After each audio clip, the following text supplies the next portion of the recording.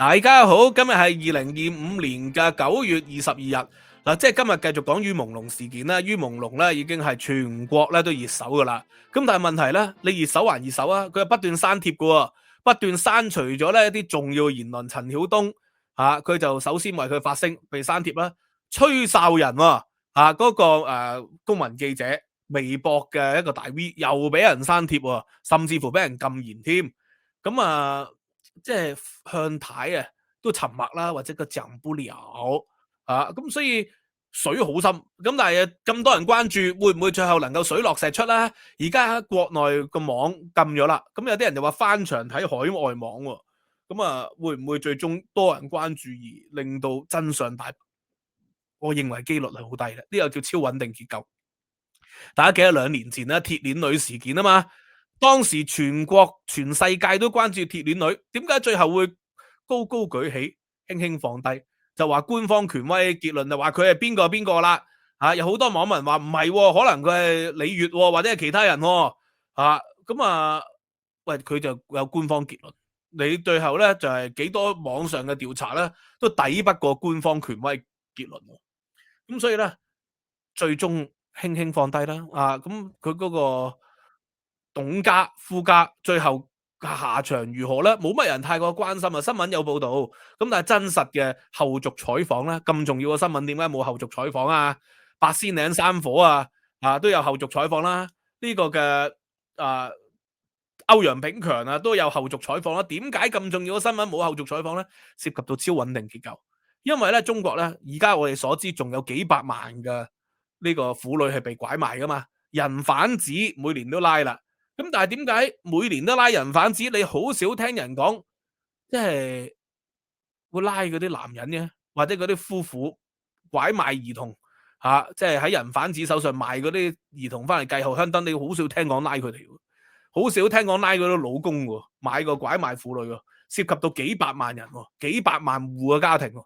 點解？因為呢個超穩定結構嘛。你睇過一啲咧網上紀錄片啦，有啲係官方拍嘅，央視拍㗎，去解救地方嗰啲農村婦女結果咧受到全村人抵制，啲人一齊咧攞住啲農具出去趕走啲公安，趕走央視記者喎。個原因係點解？因為成條村好多婦女都係被拐賣翻嚟嘅。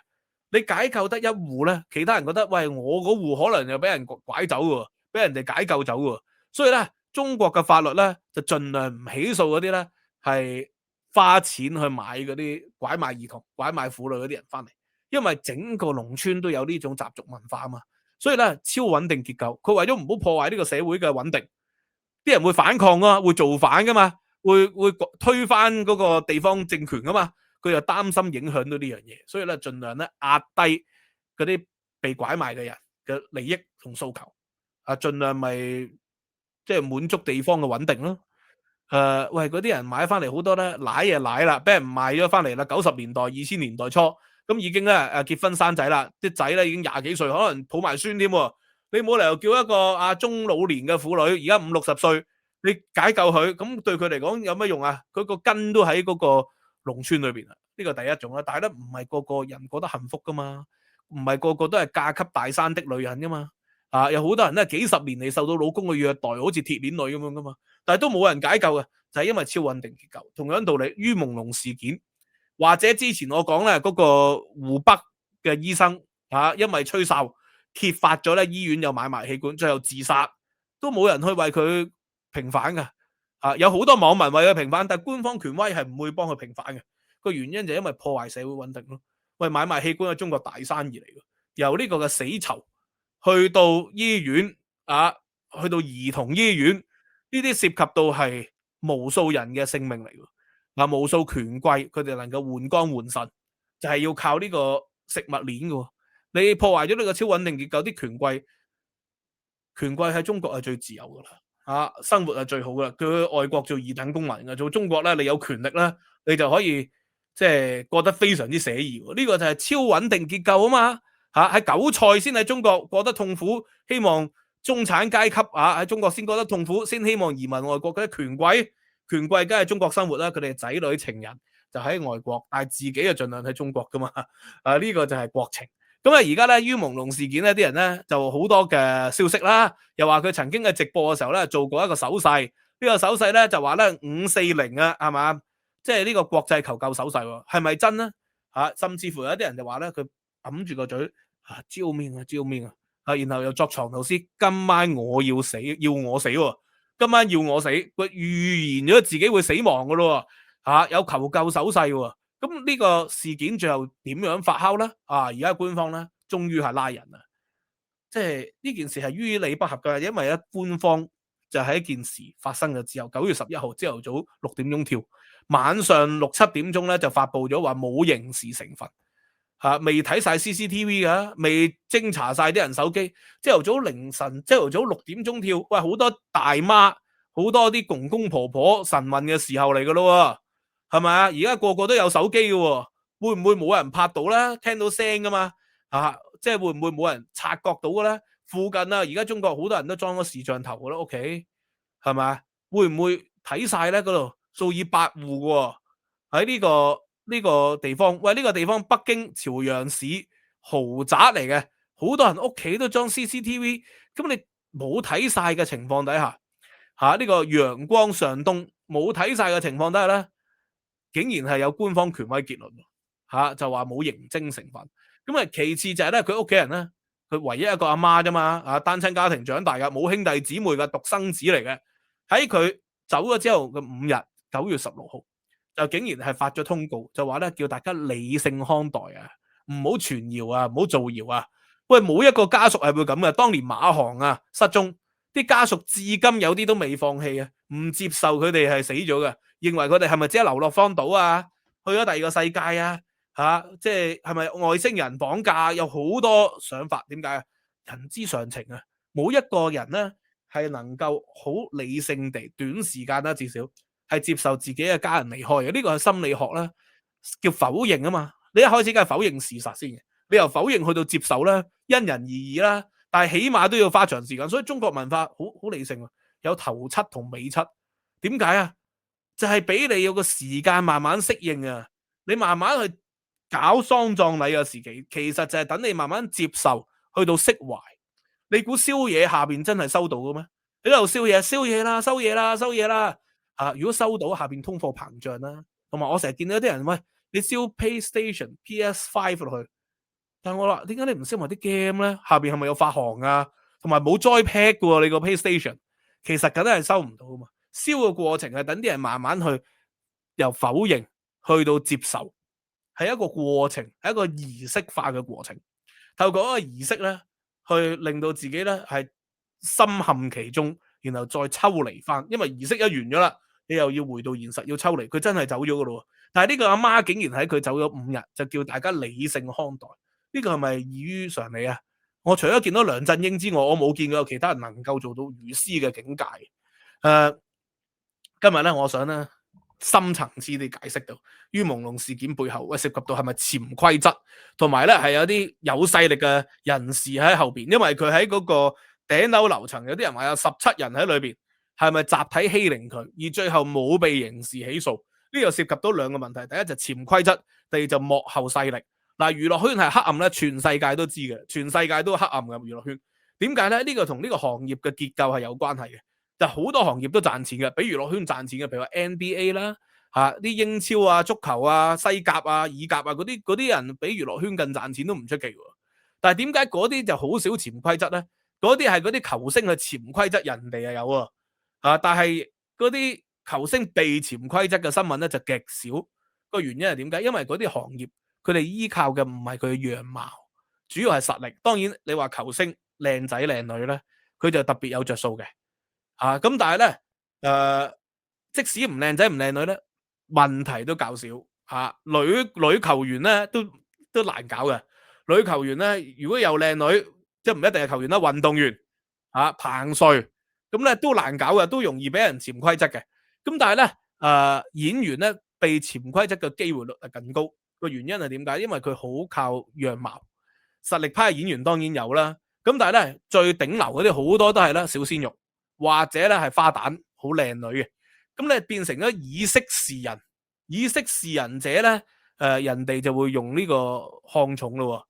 點解投資落你間公司度，投資你套電影度？點解呢個角色俾你做？呢個唱片點解要要幫你推廣啊。你靠你個樣貌，你就要用樣貌去應付翻嗰啲公司嗰啲老闆喎。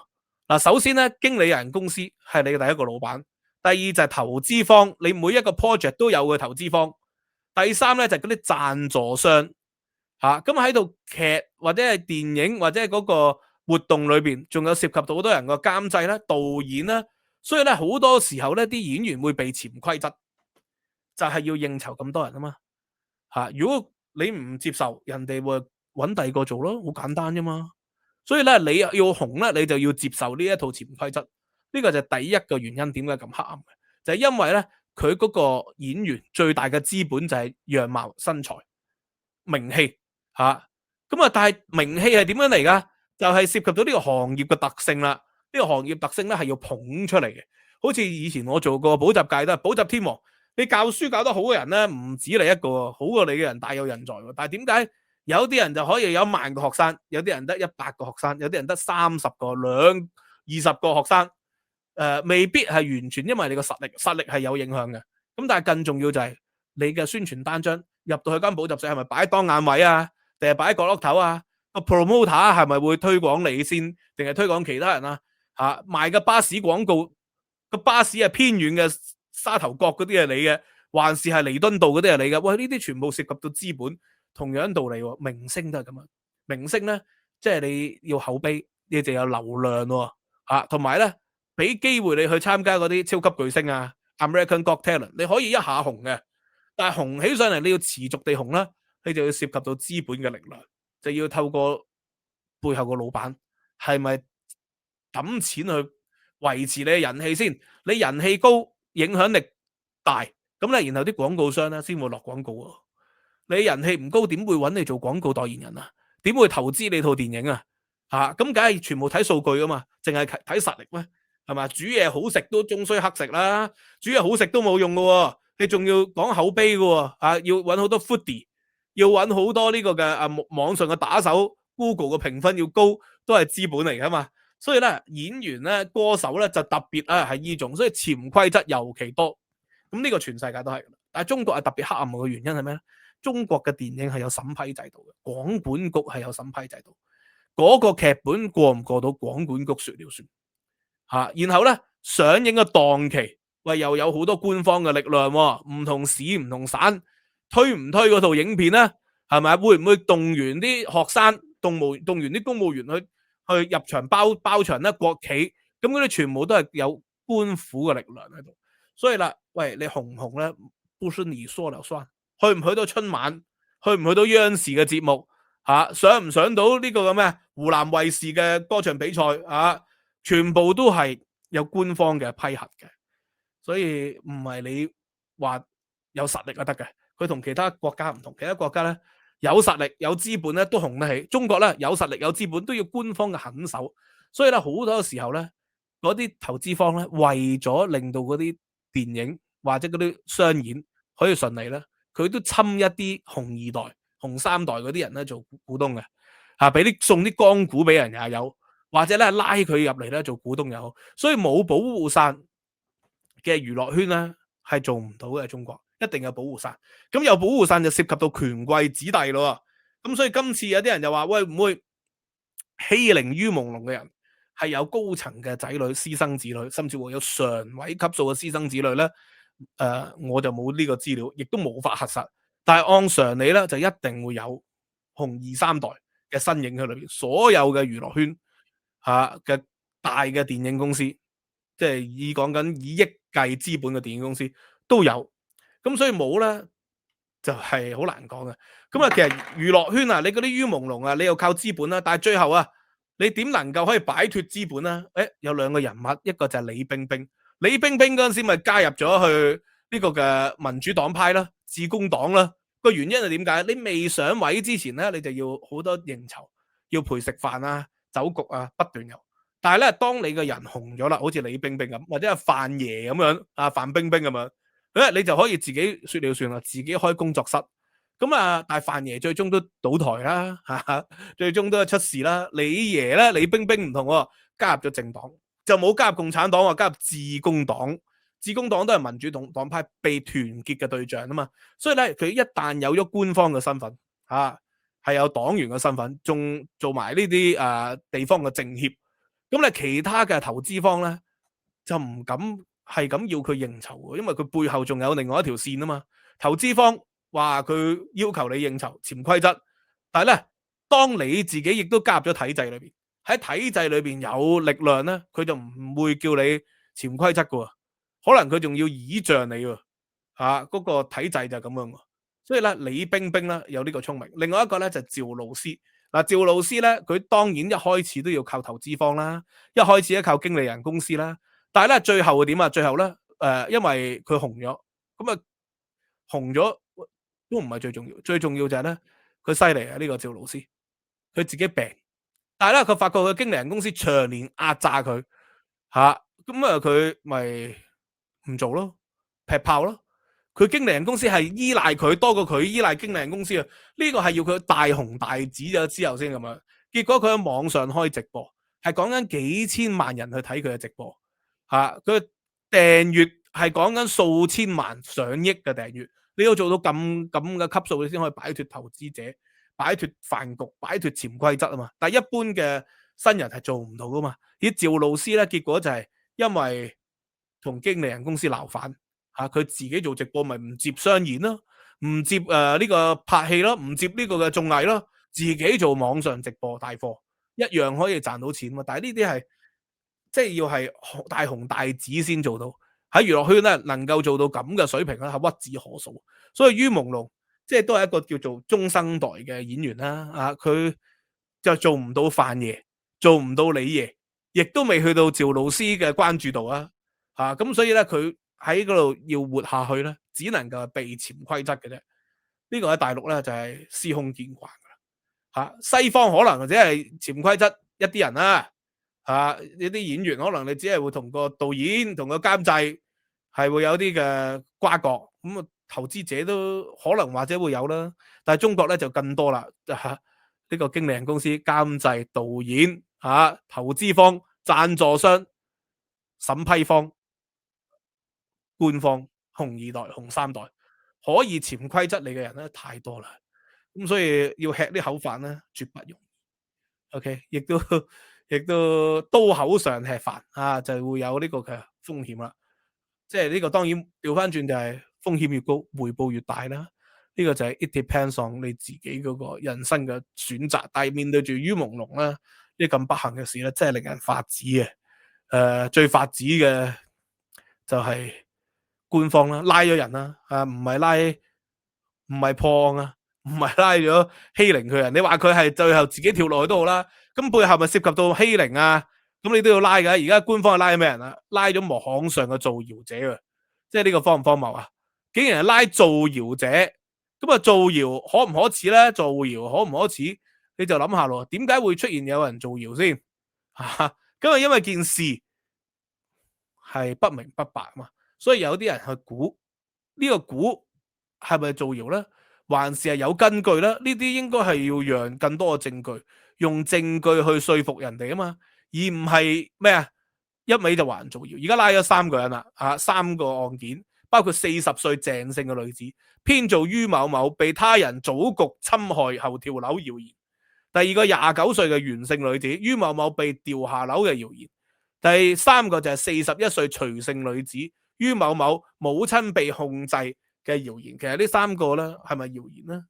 呢個有待時間去論證驗證。咪頭先講啦，你有幾百個手機係咪啊？幾百個人哋嘅 CCTV 係咪可以去查？即係呢啲先係讓謠言止於智者嘅唯一方法，就係讓證據，而唔係去拉人。而家中國破案啦，就係拉咗咧質疑官方結論嗰啲人，解決唔到個問題，最有效嘅方法咩？解決提出問題嘅人啊嘛，呢個定律嚟啦。嗱 ，anyway 今日就講到呢度啦。咁啊，會員咧有優先睇，希望大家支持 like、subscribe、share， 再 Patreon 或者 YouTube 會員，感激大家，知識有價，裏邊仲有大量嘅獨家內容。拜拜。